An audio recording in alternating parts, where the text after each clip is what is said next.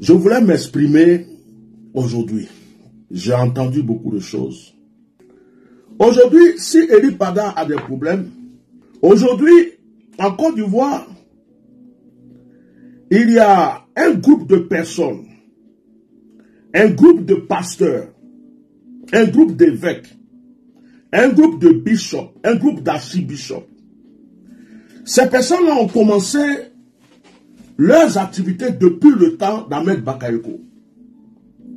Des personnes qui ont été recrutées, des personnes qui ont recruté d'autres personnes pour s'approcher du gouvernement actuel dans le but d'être les porte-paroles soi-disant de l'église évangélique auprès du gouvernement, mais qui en réalité sont une mafia.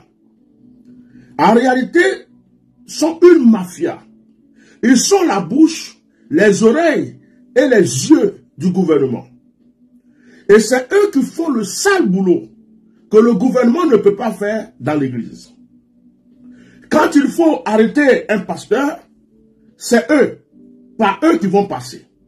Quand il faut arrêter un prophète, c'est pas eux qui vont passer. Et même parfois, quand on a besoin de sacrifices humains pour certaines cérémonies, il y en a de ces pasteurs, de ces faux pasteurs, qui la plupart sont aujourd'hui des francs-maçons.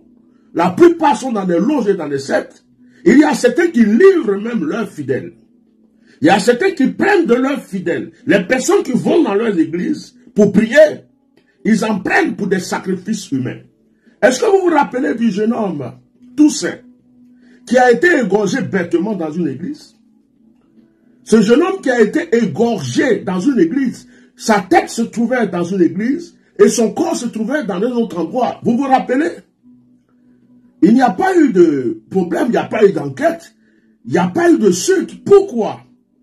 Parce que ceux qui font ce genre de choses savent avec qui ils sont en accord, ils savent dans quel réseau ils sont liés à des gens qui ont le pouvoir dans ce pays. Ça veut dire quoi? Ça veut dire qu'on ne peut rien leur faire tant que ce pouvoir est là. Il ne faut pas se mentir. Et quand le prophète Eli Pada est arrivé, et qu'il a annoncé qu'il allait faire la traversée, ils ont eu peur. Ils ont eu peur parce qu'ils savaient que, à cette traversée-là, Eli Pada allait donner des révélations et des prophéties très précises concernant la Côte d'Ivoire. Déjà que, au départ, ils soupçonnaient Eli Pada d'être lié à Sorodium. Ils soupçonnaient Eli Pada d'être une personne du GPS. C'est-à-dire que, parce que Eli Pada a donné une révélation comme moi je l'ai faite, plusieurs personnes ont prophétisé sur Sorodium, mais à chaque fois que tu vas parler de Sorodium, pour eux, tu es quelqu'un du GPS. Tu es quelqu'un qui appartient à Sorodium. En fait, dans le pays, il ne faut plus parler de quelqu'un d'autre. Il faut parler seulement du pouvoir en place. C'est-à-dire qu'il faut donner la faveur à ce pouvoir. Il faut parler que du président. Il faut dire des choses belles et agréables. Si tu veux prophétiser pour être aimé en Côte d'Ivoire, il faut prophétiser pour dire que le président est une bonne personne. Il faut prophétiser pour dire que le gouvernement est un très bon gouvernement. Il faut prophétiser pour dire qu'ils vont rester là pendant 40 ans, 50 ans. Il faut prophétiser que des bonnes choses. Si tu prophétises des bonnes choses les concernant, oh, tu es un bon prophète. Tu es le meilleur de tous les prophètes. Dans le cas contraire, il faut te taire. Mais si tu fais l'erreur de dire quelque chose ou des choses qui sont contre leurs pensées, tu deviens automatiquement leurs ennemis. Ce sont des pasteurs, ce sont des archibishops, ce sont des bishops, des révérends, des personnes que vous croyez être des grands serviteurs de Dieu en Côte d'Ivoire. Ce sont eux, avec leur mafia, qui ont demandé à la police de venir attraper le pasteur David Aimé. Pour vous démontrer qu'il n'y a pas de justice en Côte d'Ivoire. Il y a des évêques derrière. Il y a des soi-disant archibishops et bishops derrière. Il y a des monseigneurs derrière. C'est ce qui se passe en Côte d'Ivoire. Vous allez remarquer que dans ce temps-là, il y avait des gens qui sortaient, qui condamnaient le prophétique. Nous avons vu le jeune homme Amazou qui est sorti pour dire, il faut qu'on traque les prophètes. Nous avons vu plusieurs personnes pour dire qu'on ne prophétise pas de telle manière. Il faut que les prophètes, les soi-disant prophètes soient. Donc, il y avait une guerre et une poursuite contre les prophètes. Et comme en ce moment-là, c'est Élie Pada qui était à la tête du prophétique. C'est-à-dire que son prophétique était authentique et prouvé. Il a prophétisé sur le Gabon, ça s'est accompli. Il a prophétisé pour beaucoup de choses qui se sont accomplies. Et lorsqu'ils ont vu que les prophéties d'Élie Pada étaient tellement authentiques, ils ont commencé à avoir peur. Et ils ont multiplié maintenant leurs actions contre Élie Pada. Dans l'église d'Élie Pada se trouvaient des espions. Dans l'église d'Élie Pada se trouvaient des espions. Il y a de nouvelles personnes qui sont rentrées dans l'église d'Élie Pada pour prétendre être des membres et des fidèles. Mais c'était pour voir ce qui se passait dans l'église. C'était des espions qui étaient là pour savoir comment il faut faire pour mettre la main sur ce tort. Il y a des traîtres dans l'église d'Élie Pada. Il y a même des sorciers dans l'église d'Élie Pada. Même Élie Pada lui-même, il a prophétisé, il a prêché là-dessus. Il a dit que dans son église, il y a des sorciers. Il y a même des pasteurs, des gens qui sont autour de lui, ce sont des sorciers. Lui-même a dit ça de sa propre bouche. Il y a un groupe de pasteurs qu'on a mis devant, un groupe de chrétiens qu'on a mis devant, pour faire le sale boulot. Comme ça, les politiciens sont cachés derrière. On ne les voit pas agir, on ne les sent pas agir. Et puis, leur main est lavée dans cette affaire. Ça reste entre chrétiens et chrétiens. Donc, il y a des pasteurs, des faux évêques, des faux prophètes, des fausses fédérations chrétiennes qui jouent ce sale rôle en Côte d'Ivoire. Ils sont là pour guetter. Vous savez pourquoi ils font ça? Parce que au temps du président Gbagbo, les chrétiens soutenaient et supportaient le président Gbagbo Laurent. Suivez-moi bien. Les chrétiens, la plupart, supportaient Gbagbo Laurent. Donc, lorsque ce pouvoir est venu en place, parmi les gens qui guettaient déjà, c'était les chrétiens. Et il y a un groupe de pasteurs, comme votre cousin Makoso Camille, qui sont allés se joindre à ce gouvernement pour leur dire, nous ne sommes pas tous contre vous. Au contraire, nous allons nous allier à vous. Nous allons être votre bouche, votre oreille. Si quelqu'un fait un mauvais pas dans l'église, nous allons nous en occuper. Vous avez vu le soi-disant évêque, le petit sorcier féticheur, qui est parti dans l'église d'Élie Pada pour aller prier pour pasteur Simplice. Vous avez vu le 31 janvier, il a reçu un cadeau de la part du président de la République. Il a reçu un cadeau au moment où on est en train de chercher Élie Pada. Au moment où on dit que notre frère a disparu. Au moment où on dit que notre frère a des problèmes. Ce monsieur-là a reçu des cadeaux. Il a fait une vidéo pour exprimer sa joie. Il a reçu un cadeau de la part du président de la République. Ce n'est pas n'importe quelle personne, quel pasteur en Côte d'Ivoire, n'importe quel évêque qui va recevoir un cadeau de la part du président de la République. Lui, il a quelle onction? Il fait quoi? Il fait quoi pour la Côte d'Ivoire? Lui, là, il peut guérir quel malade? Il peut chasser quel démon? Il peut opérer quel miracle? Il n'y a rien en lui. Quand tu le vois même, il ressent même, c'est-à-dire c'est le fétichisme de la tête aux pieds. Et je le dis haut et fort. Je le dis haut et fort et j'assume ce que je dis. Je suis loin de Dieu. Et je reconnais celui qui a l'onction de Dieu. Et celui-là, il n'a pas l'onction de Dieu. C'est du business, de la politique et du fétichisme. Et c'est lui qui est rentré dans l'église d'Élie Pada. Après être rentré dans l'église d'Élie Pada, pour intimider l'église d'Élie Pada, il est venu faire une vidéo pour exprimer sa joie. Il a reçu une récompense de la main du président de la République. Mais celui-là, c'est l'un des fils et des bons fils de l'archevêque Guy Vincent. Il ne peut pas se lever, aller dans l'église d'Élie Pada si Guy Vincent ne lui a pas donné la permission. C'est le bon petit et c'est le porte-parole de Guy Vincent. L'évêque que vous avez vu dans l'église d'Élie Pada, c'est le petit de Guy Vincent. Il ne peut pas se lever, aller dans l'église de quelqu'un. Il ne peut pas aller dans cette histoire s'il n'a pas reçu l'approbation. Ça veut dire que s'il est parti, c'est Guy Vincent qui l'a envoyé. Tu lui as dit, va. Parce qu'il y a des choses que j'ai envie de dire, mais je tourne ma langue 7 fois. Je tourne ma langue plusieurs fois. Pour ne pas sortir des choses, parce que il y a des choses que j'ai envie de sortir. Analysez cette phrase. Eli Pada n'est pas entre les mains de telle personne. Laissez-le tranquille. Mais celui qui vient dire ça dit, nous allons quand même demander pardon au gouvernement. Et celui qui dit ça est pasteur. Et Eli Pada est prophète. Ça veut dire que le problème se passe dans l'église. Ça veut dire que ceux qui ont eu l'ordre de faire du mal à Eli Pada, ce sont des chrétiens.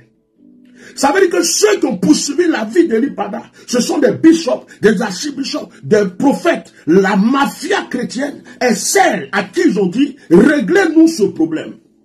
Et c'est eux qui ont voulu tuer leur frère, comme Caïn a tué Abel. C'est eux qui ont voulu tuer leur frère Eli Pada, pour pouvoir continuer à manger.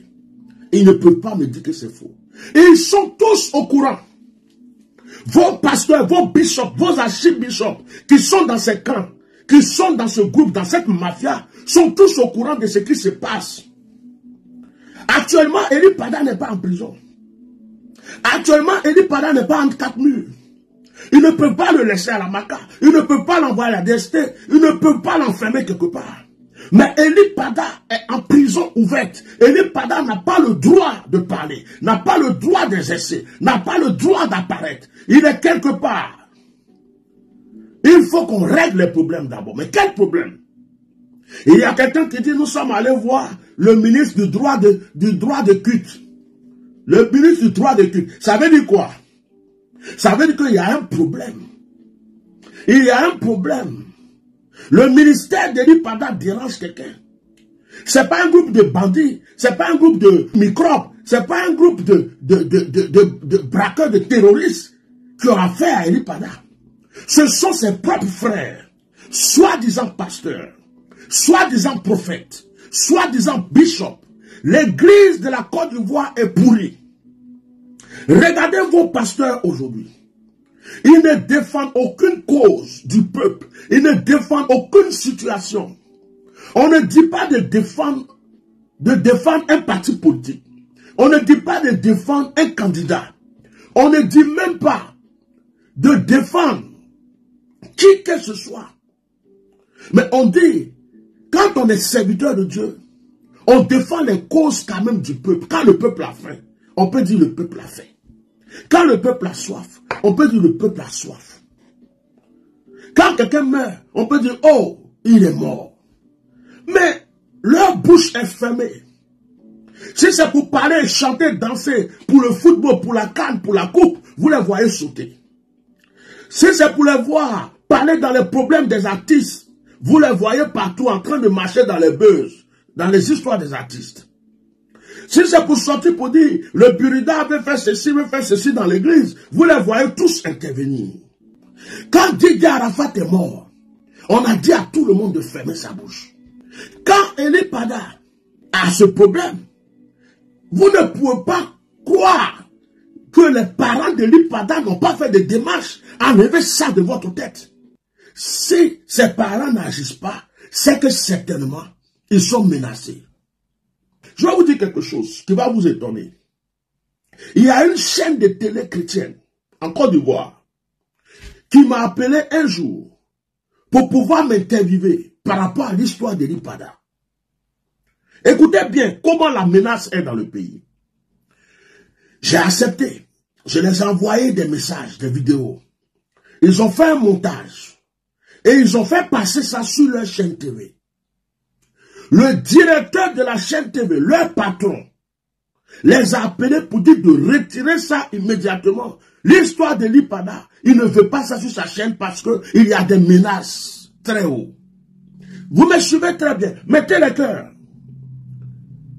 Et les personnes là m'ont appelé pour me dire, Bishop, on te demande pardon. Si tu as déjà publié ce qu'on t'a envoyé, il faut supprimer. Sinon, on a des problèmes. On nous menace ici. Que on ne doit pas faire ça. J'ai dit, mais ce n'est qu'un interview. Qu'est-ce qu'on a dit de... Ils ont dit non, affaire de Pada là. Nous, on ne peut pas mettre notre bouche. Il paraît que c'est un problème. C'est grave. Que l'affaire là, c'est juste en haut là-bas. Ils ont retiré ça de la chaîne. Une personne qui est sur Facebook, qui faisait juste des publications, à cause de ce que Pada a disparu, a été menacée plusieurs fois. Jusqu'à ils sont venus prendre des gens, attraper cette personne. Elle n'a rien fait de mal. Elle a fait 2 jours de garde à vue. Et la personne s'est renseignée après. Il y a un gendarme qui lui a dit, ce sont des pasteurs. Ce sont des pasteurs qui sont venus demander à ce que tu te fasses arrêter. Je vais vous parler. Il y a des choses que je garde pour moi pour le moment. Pour le moment, je garde certaines choses pour moi. Parce qu'il y a des gens qui pensent que je ne sais rien. Je ne comprends rien. Je vais le dire. Je ne dis pas le nom de l'avocat. Je ne dis pas le nom du détective privé. Mais il y a un détective privé qui a été payé 300 000 francs CFA.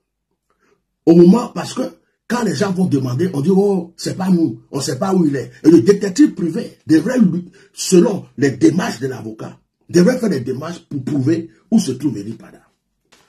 L'avocat qu'on a choisi a eu compassion de la famille, a eu compassion de cette histoire, et l'avocat a décidé de ne rien prendre. L'avocat a décidé de lutter de lui-même pour cette histoire. Il a refusé qu'on le paye.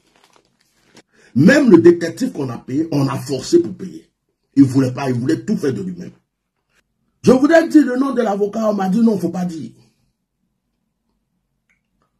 Mais l'avocat a commencé ses démarches. L'avocat avait vu le procureur. Pendant la calme. Et le procureur avait dit à l'avocat, pardon, depuis quand vous voyez dans un pays, on va voir un procureur pour la disparition de quelqu'un. Et le procureur demande pardon à l'avocat pour dire, cette affaire-là, il faut laisser. Après la calme, ils vont le libérer. Après la calme, ils vont le libérer. L'affaire c'est trop loin. Il y a certains parents d'Eli Pada qui sont partis à la police. Il y a certains parents d'Eli Pada qui sont partis pour faire une déclaration de disparition de leur fils. Les policiers ont refusé de les recevoir. Quelles sont les consignes qu'ils ont reçues? Depuis quand avez-vous vu dans un pays tant développé qu'une police, un commissariat refuse qu'un citoyen vienne déclarer la disparition de son enfant, de son frère, de sa soeur, de qui que ce soit? Mais dans l'histoire d'Eli Pada, ça existe. Et dans l'église d'Eli Pada, il y a des gens pour intimider des gens. Si aujourd'hui, par exemple, le papa n'en peut plus, dit, oh, j'en peux plus, je vais aller pleurer sur la route, il y a des gens qui sont pour dire, pardon, ferme ta bouche. Faut te taire. Cette histoire-là nous a dit ceci. Si la maman dit, oh, mon fils me manque, on dit, madame, ferme ta bouche.